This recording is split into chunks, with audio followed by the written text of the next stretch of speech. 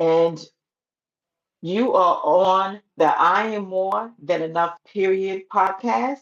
I'm your host, Alicia.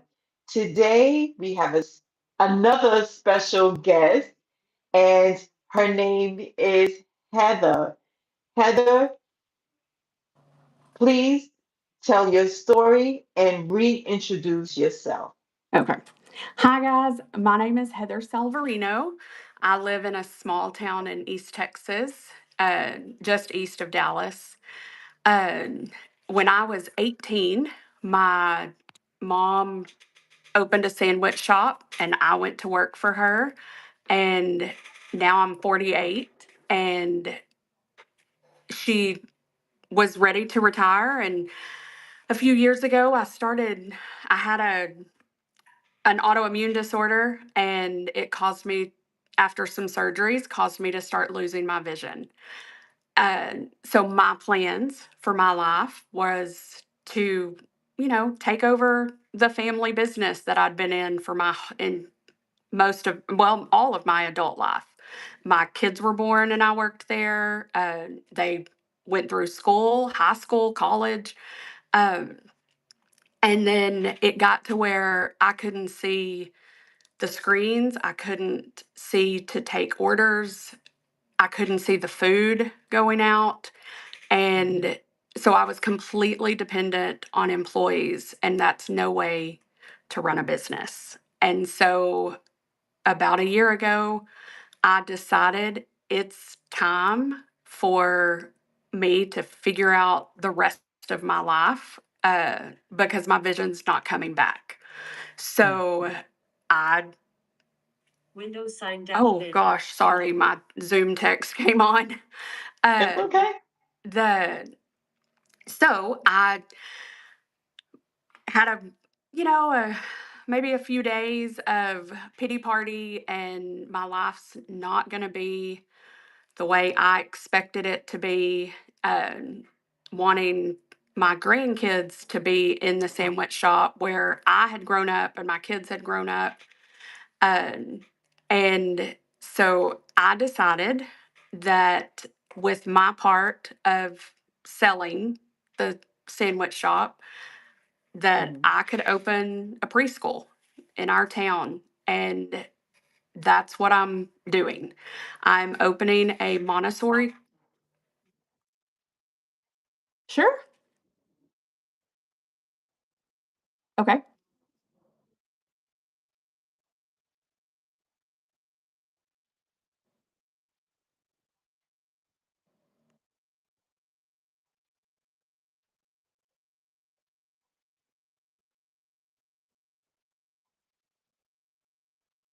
Yes.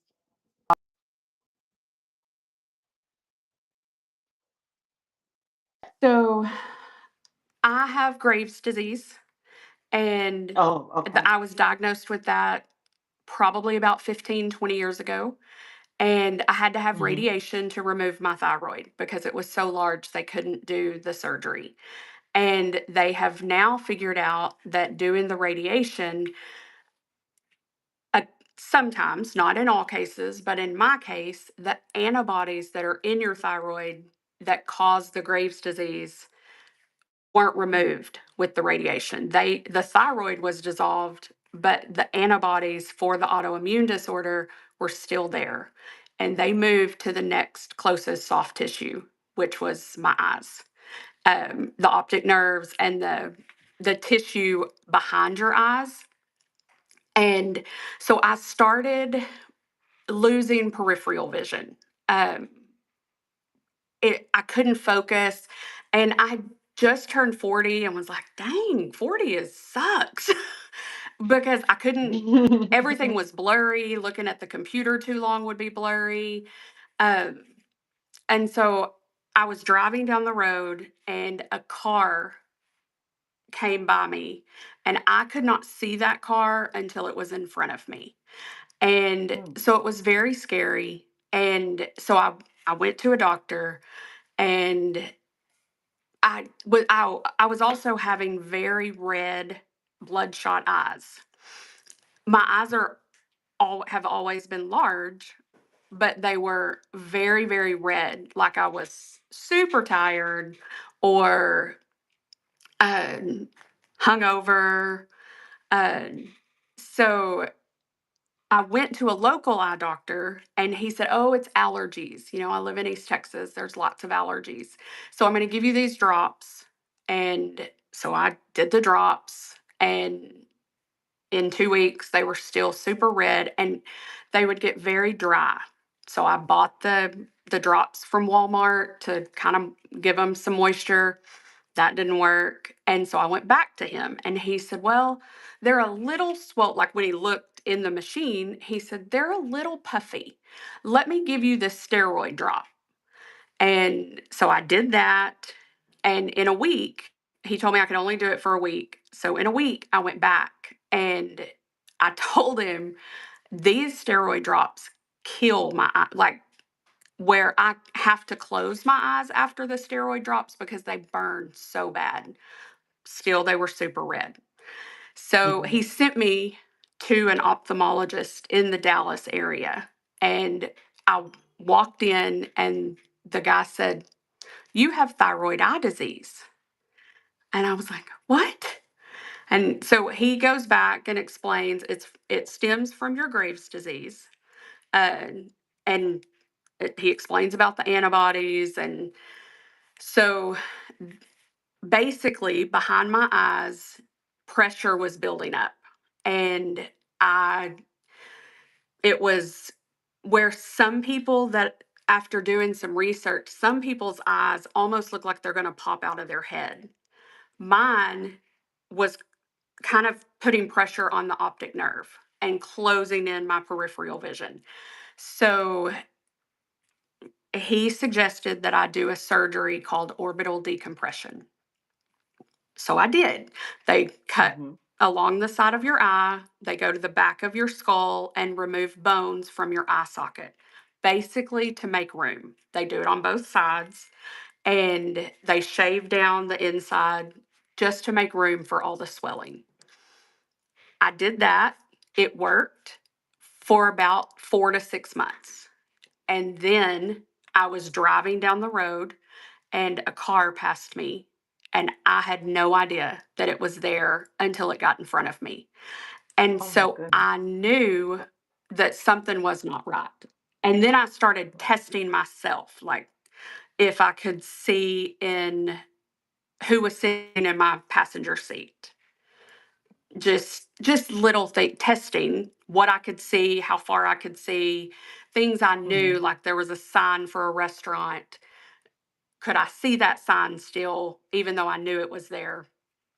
And Hmm. so I went back to the doctor and they did a MRI and CT scan and said, "You have something called keloids, and basically it's excess scar tissue, and now it is interweaving itself between my optic nerves. And so there is no way to remove it without damaging, for sure, damaging my optic nerve." So now it is slowly closing in and getting fainter. Right now, I can still see colors. I cannot see facial expressions or details on people's face. Women, I can typically tell if they have on lipstick. I can usually make the lips out, but I cannot see eyes, nose, nothing like that. If people have, like men have really short hair, I can't see that anymore. And so running a business that's based on quality and being able to see what you're putting out for paying customers was not going to work. I could not run a business dependent on someone else Other to tell me people. that the food was good, Right. or if they didn't want to put something on that salad because we were out, they just didn't, and I couldn't tell. Um, and so it was not an ideal situation. And I felt like I wasn't pulling my weight at the sandwich shop because I couldn't help. anymore. All I could really do was answer the phone, and that was all. So when my mom decided it was time for her to retire, I was I was like, I can't stay. Uh, so we made the decision together to sell, and I can't sit at How did home. you feel? How did you feel when you had to come up and really be real with yourself and say, I can't do it? Uh, there was a grieving process. Oh, Um, yes, a a what I consider a long grieving process, because that had been my life for yes. since high school. I worked there. And then I went to college, and then I came back, and my mom and I worked very well together because she liked the numbers and the back side of it, and I liked the customers and the employees and the connections. And so she did what she was good at, I did what I was good at, and it worked really well. But And the customers are like family, right? oh, yes, They definitely. saw you grow up, saw your Mhm. kids. Oh, yeah. Yeah. Yeah. I mean, I can't even imagine how many employees we've had over 30 years, but they are like family. Rarely did we have an employee that didn't work there at least a year. It Mm-hmm. was when I left, the majority of the employees had been there over 5 years. And so there is a new owner. It is still open, and Mm-hmm. I've been able to go back. It took me a little while, but I've been able now to go back and eat and meet a girlfriend for lunch and get to see everybody. And I can't do it all the time, because it feels like I'm in the wrong place if I'm sitting at the table and not standing behind the counter. Uh, Right. but I feel like the more I go, the better that will be, Mm-hmm. easier. Uh, and so I have two grandchildren, and Mm-hmm. I started seeing what my son's mother in law, her name is Candace, and I watched her work with our grandchildren. And I asked my daughter in law one day, it's like, what is she doing? That doesn't sound like any school or preschool that I've ever heard. The way Mm-hmm. she was talking and the way she was speaking to them and showing them different things. And my daughter in law said, oh, that's just Montessori. And I knew that she had grown up in Montessori. I never really knew what that meant. And so I started doing some research, and we don't have anything like that here in Mm-hmm. our small town. And so I know business, and I approached Candace about being the teacher, and she knows education. And so we decided that I would open a school and she will be the teacher.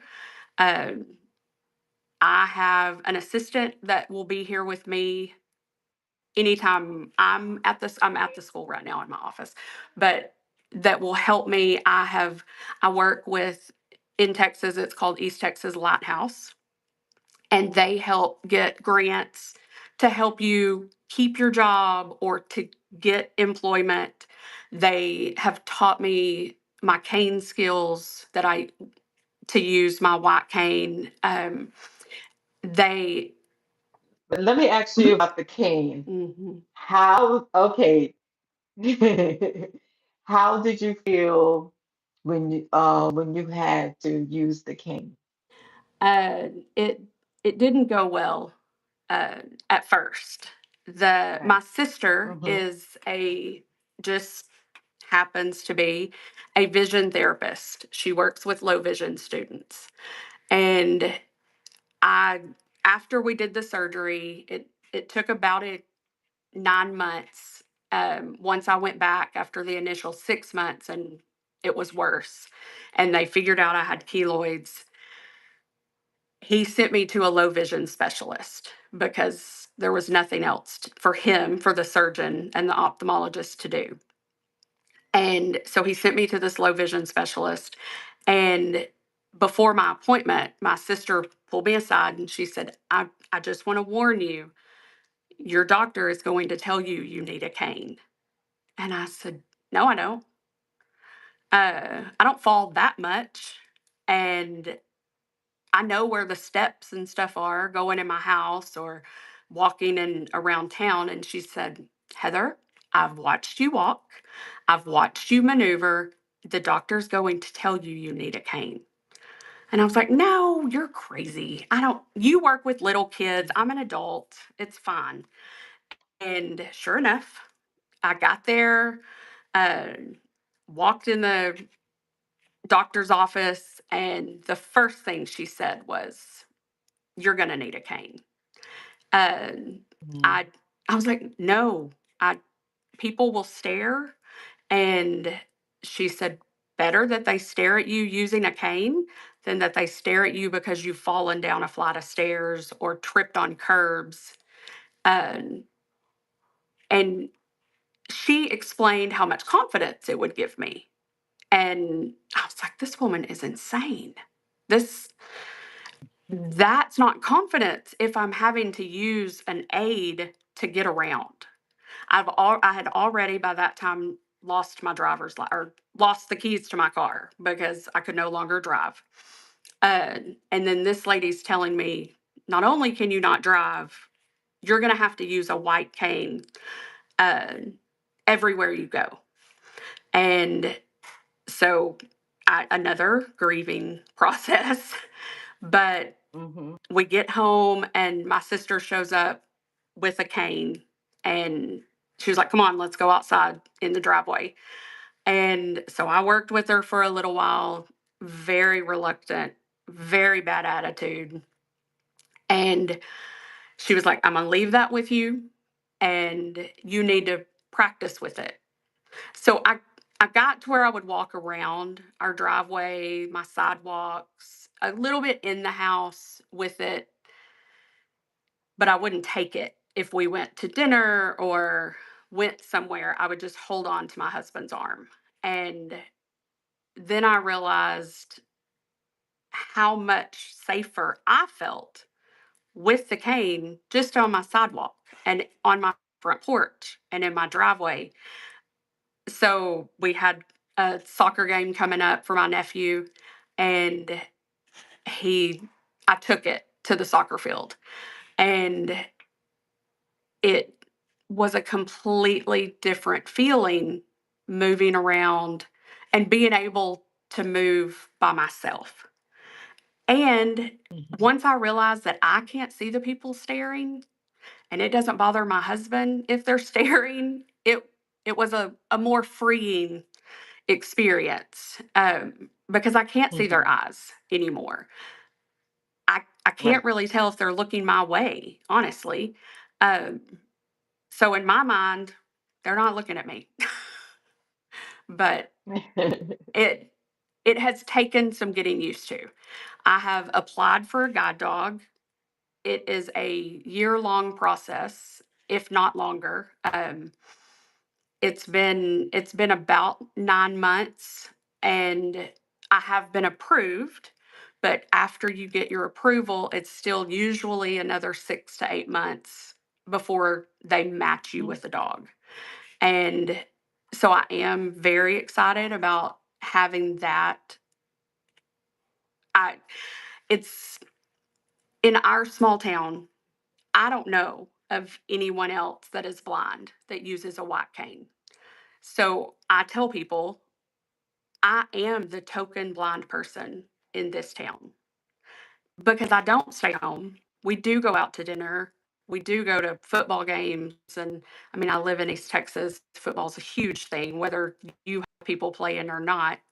It's an event every Friday night. And so we go, and I go to my nephew's soccer games, even though I can't see him. I'm there. And I I cannot. sit in my house and be useless. I need a purpose. I need Right. a reason to get up in the mornings. I feel like everybody Hmm. needs a reason to get up in the mornings. Yes. And And so you have to live your this life, I'm right? trying I have to live my life. And Yeah. for my kids and my grandkids, I I can't imagine what it would do to my own children if I just gave up and stayed at home in the house doing nothing. I Hmm. they because I've never done that. Even I mean, we've always been going and moving, and so I can't. I have to go and be involved. I'm in a women's group that meets twice a month, and I have amazing friends that will pick me up, or my husband that will take me to those meetings and then come back and get me. He never complains. This Going through this has probably made us stronger than we ever have been. And this year we've been married 27 years uh, in a couple of months. And That's but beautiful. we Thank you. We were getting to a point, and I guess as kids, you've got kids and everybody's going multiple directions, and we were just kind of passing at home. I would have one boy at practice, he would be at a football game with another one, or vice versa.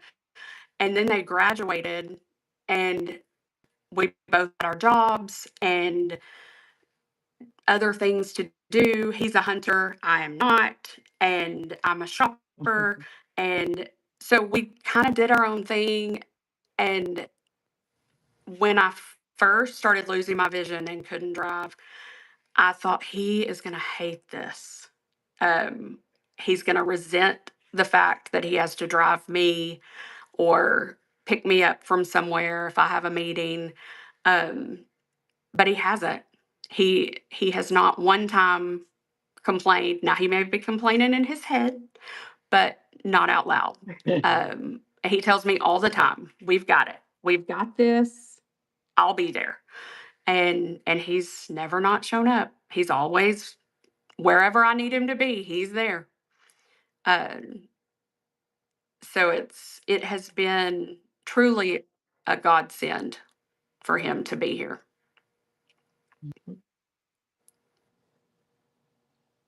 But even with I think with your sister-in-law, My sister. she's a vision. She's a Oh, your vision sister, therapist of a vision therapist. yeah. What is the odds? Um, sh I know. Her middle son was born, he's 13 now, and he was born Okay. with something called ocular albinism.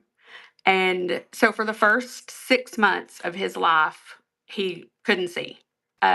As he's gotten older, his vision has gotten better.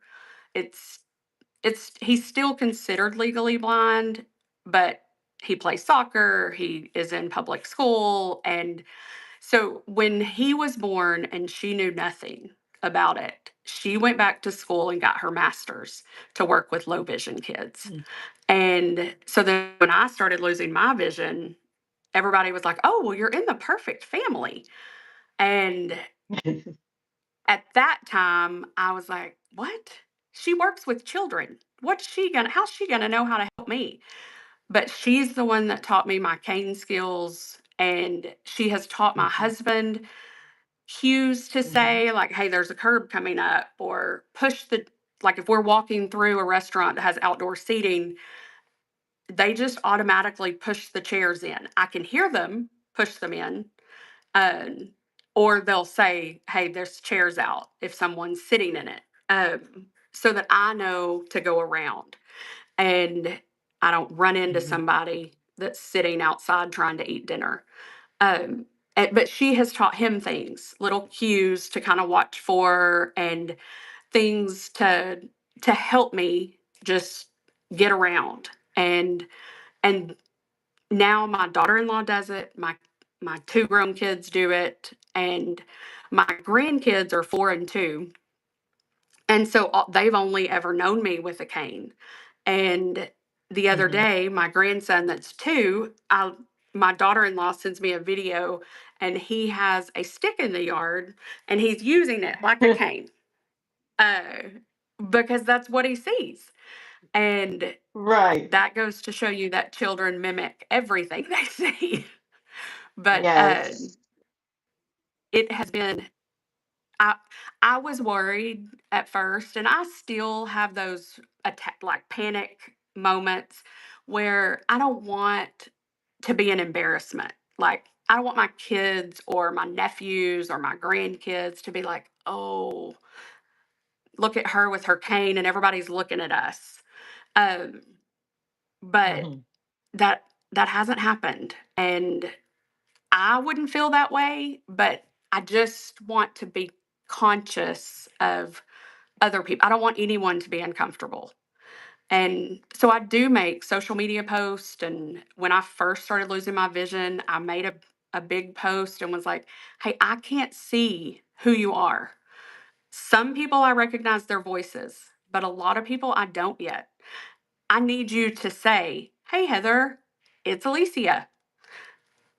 Say Right. your name until I get used to your voice again. Because I can't Hmm. see your facial and features and tell exactly who you are, especially if I don't see you every day.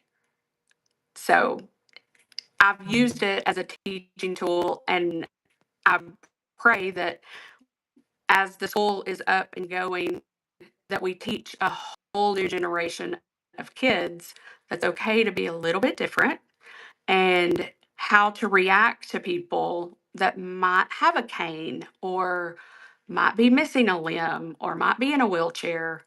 Um, and how they're just a human being that goes through a little bit more than other people, but everybody has something that they go through. Right. So So you that's my said prayer that in you opening this are school. okay. You said you're the token blind person Mhm, in your town. So do people know you? mhm, mhm. They do? Yeah, yeah, they do. I use the Seeing Mhm. AI in Walmart. Uh, That's the largest grocery store we have in our town. And so if I go to Walmart, a lot of times that I'm not with my husband, I will use the Seeing AI app. And it will take you, if you haven't ever used it, when I get in Walmart, I can tell it I need toilet paper or I need a book or whatever. And it will look up your Walmart, take you exactly to the aisle, and it will say, okay, in 20 feet, there's someone stopped with a buggy, so slow down. But it's an actual person that I'm talking to. And so I can explain to them, hey, I Oh. can see color. And I used it not that long, a couple of weeks ago. And she said, okay, there's a man in a pink shirt in 20 feet. When you see the pink, start slowing down. Well, he hears that because I don't have earbuds on. And so Hmm. I turn around, just, kind of waiting on him to move. And there's a line of probably 4 or 5 people behind me. And I was like, oh, let me get out of the way. And I move over, and the lady said, no, no, we're we're watching what you're doing. And I was like, oh, I'm just getting toilet paper. It it's not a big deal. And she said, "But this, what are you using?" And so the lady on the phone that was telling me how to go, explained. She was like, "This is a visual tool that people with low vision use." So they followed me to the toilet paper aisle, and the people on the app will say, okay, put your hand out, and then they'll say go down 2 rows or whatever, wherever your stuff is. And so I get it, put it in the buggy, and I was like, all right, get me out of here. And so she tells me how to go. And I turned around in the checkout, no one was, the same people were not still back there. So I but they were just curious, and I have gotten to the point where Curious. Yeah. I'm okay with that. I have gotten to Hmm. where I stop if I hear a child say, "Why is she using that?" I will stop, let them look Hmm. at it, explain what it is, because a lot of parents and I mean, just random adults, I'll hear say, "Shh, shh, be quiet," Yeah. and I Yeah. don't want them to be. I want the kids to know so that it's not such a stigma when they get older and the world can start hopefully to change a little bit. So that is Or if something there's a else. child in school, Yes. Yes. if they see someone with their white cane, one of their classmates, they won't be scared. Yes. Yes. And Hmm. they will be accepting. Yeah. Yes. With that app, is it 24 hours? Yes. Can you use So it you 20? can, Oh, yes, you okay. can use it 24/7. It Hmm. charges per minute after the first 5 minutes, I think. But in Walmart, Starbucks, and Target, those companies pay for it. So when I get inside Walmart, it's completely free for however long I'm in there. Or if you're in Starbucks or Target, those three companies pay for it.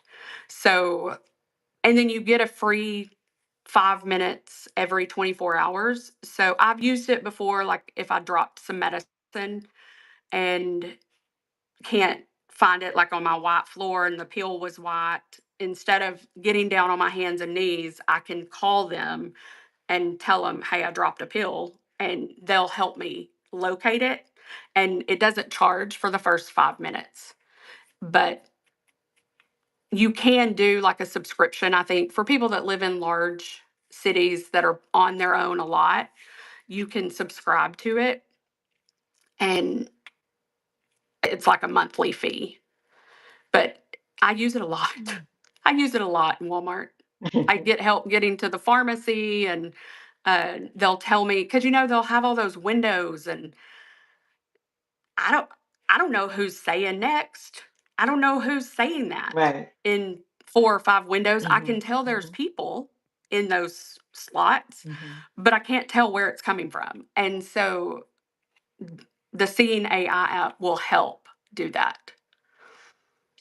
Hmm. So, I remember having a conversation with you, and you said that now you walk around the town with your mhm, white cane. Tell us more I about that. do. Um, Now it's just a part of me. I have Yeah. a pink one, I have a green one, and then I have 3 or 4 white with the red on 'em. I I use them if I'm wearing pink, I use my pink one. Uh, but now I don't even really think about it. It's just a part of who I am. And I it's been, I guess, 5 years now. So it's or almost 5 years. And so now it's a lot of people just know me with the cane. And I mean, like my grandkids and children that I come across at church, they know me because of my cane. And they know my eyes don't work. And I still get the, why do you have that stick? I mean, your eyes look fine. Well, my they do look fine, I'm sure, but they're not. um, I get and it. typically, Yeah. yeah, it's and they're not Hmm. people in this town, even 60, 70-year-old men have I'm the first person in their life they've ever seen use a white cane. And I have friends, my friends they're like, I've never known a blind person ever. And so it's making a difference, just even if it's just a little bit at a time. And that's part Right. of my goal in opening the school is to make a Yeah. bigger impact on the children of this community. Tell us more about the preschool. So it's going to be a Montessori school. We open in September. Okay. I Hmm. have we have passed all the inspections. That was terrifying. East Texas Lighthouse has helped me get a huge monitor, the software like the Zoom text and the screen reading software, because I can do computer work for a little while using the large font and the big monitors. But by the afternoon, I could do it about 3 or 4 hours, and then my eyes are killing me. And so I'll use my screen reader to just read emails or making handbooks for parents is what I've been doing this week. And there's a lot of continuing education classes that I take online. And so those quizzes, the Lighthouse has helped me get that equipment to make that possible. And I was very nervous that the state inspector would say, "You can't see. What are you doing?" Um, but she hasn't. I told her from the very beginning, I'm 100% business. I know that I cannot see, and I will never be here alone with the children. I'm not insane. I have an assistant that will be with me anytime that there won't be a teacher here. Izzy will be with me. And so she's basically my eyes, and it gives me a peace. It'll give the parents a peace of mind. Uh, Most of the parents that are already registered are probably too nice to say much, but I'm not I'm not crazy. And I pay for the insurance for this place. So uh, I know Right. that I need to use my brain, and I don't know yet enough about Montessori to be a teacher. I'm learning and I want to learn it, and I want to be able to help when I can. And I can see enough of the children to get down on the floor and play with them and know where they are.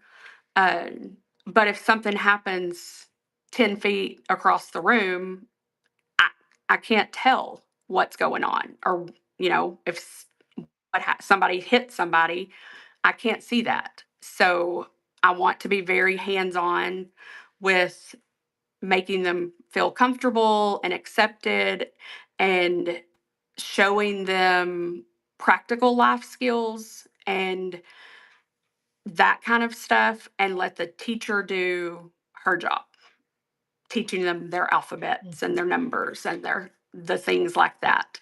Um, but I do believe that I have some kind of purpose and can help them learn some things, even with very little vision. Um, and so that's my prayer, is that I help them become more inclusive in as they grow up, and are not afraid of people that are a little different. And so that is kind of my goal, is to grow this school and impact even more kids than what we are this year. What is the name of the school? It's Lighthouse Montessori Academy, and that Okay. is kind of a nod to everybody that every child, I believe, carries a light within them, and I, it's just about finding that light. And then a nod to how much East Texas Lighthouse here in Texas has meant to me. Um, the way they've helped give me a confidence back that I thought for a long time was gone, um, and given me a little bit more independence, teaching me that I can do things on the computer and I can do these things. You know, I have the best vision. I can do I can do things and be an asset to people and have a purpose. So, Heather, if you would describe yourself in 3 words, what would it be? Uh, Strong, Hmm. uh, hardworking, and trustworthy. And I can see that. Just just meeting you, I can see that in Thank you. you. So, is there anything else you would like to tell everyone?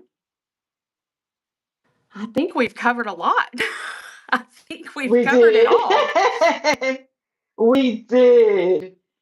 I'm so Well, thankful to you for having me on. oh, I had to have you on. You're such an inspiration. Thank you. I had to. From our first meeting, you have me smiling from ear to ear because Thank this is the kind of people I want on my platform.